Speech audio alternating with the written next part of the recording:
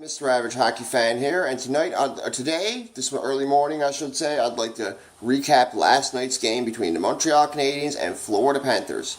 Montreal won 5-1. Big game for Montreal. It involved some 5 points ahead of Buffalo for the 5 points ahead of Buffalo, who are just outside the last wild card spot behind Pittsburgh, because the New York Islanders jumped in the third in their division. So it was a really big game for Montreal.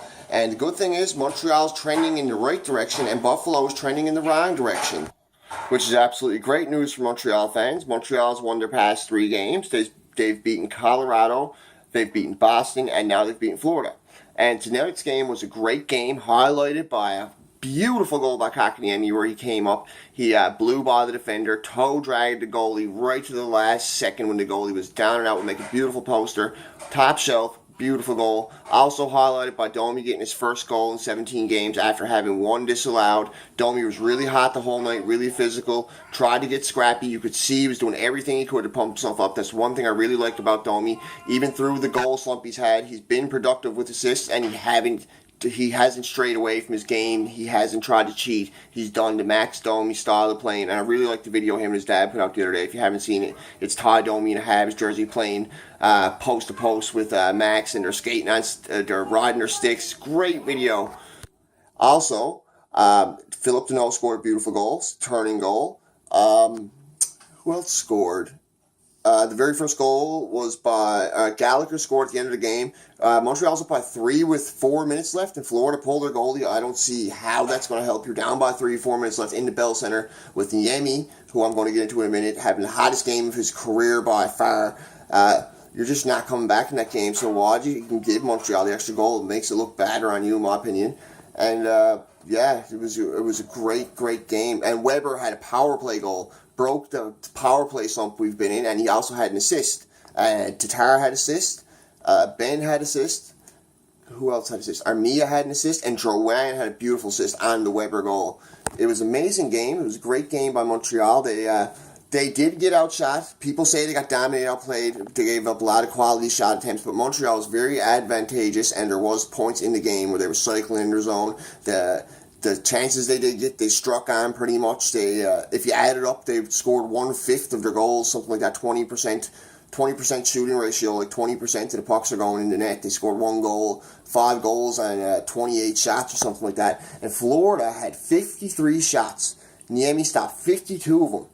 No Habs goalie has stopped that many shots in a game since the 1970s. Absolutely an unreal performance by a guy who only a month ago was getting wrote off by Habs fans because he had a couple bad performances. Can't forget how good he was last year. He's as a starter, I wouldn't want him as a starter, but as a backup, one of the most reliable in the league.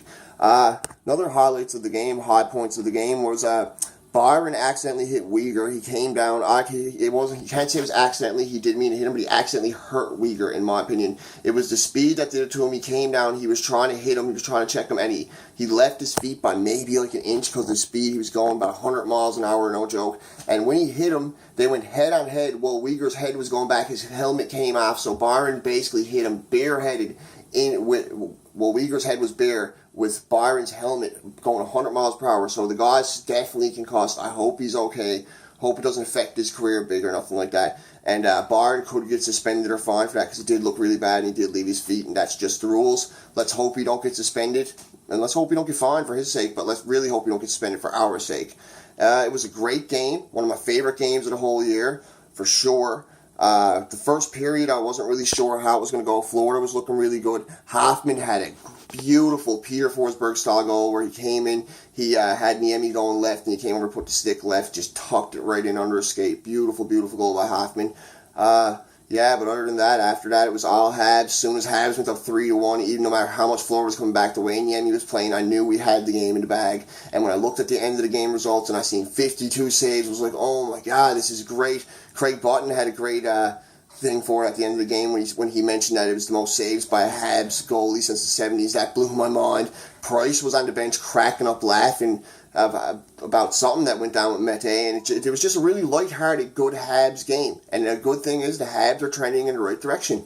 They've won their past 3 games, 7 out of the last 10, if I'm not mistaken.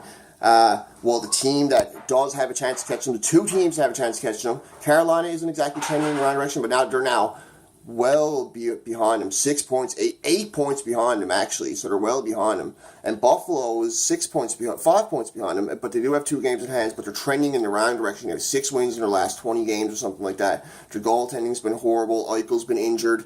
So that's the team we really have to worry about. In the way it's looking pretty good. Montreal and Boston are tied. Boston has 2 less games played, so they get a spot above Montreal. We're a point behind Toronto. When only not even 2 weeks ago we had fell out of the wild card spot, and I was getting really worried about the way they were playing. Besides Price, and now we're playing Columbus Friday, and we got a chance to make it 4 straight, and who knows, maybe make another big jump if Buffalo struggles this week.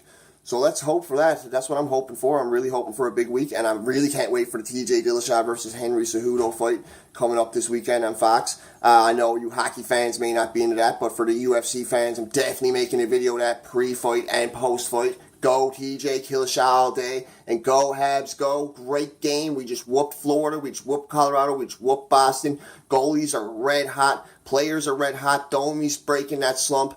Drouin's been looking good. We got Kotkaniemi scoring toe drag goals. 3 points in his last 5 games. Go Habs Go. Good time to be a Habs fan. If you like this video, like and subscribe to the channel because it's all about the team. We're here to talk about the team. Go Habs Go, baby. Woo!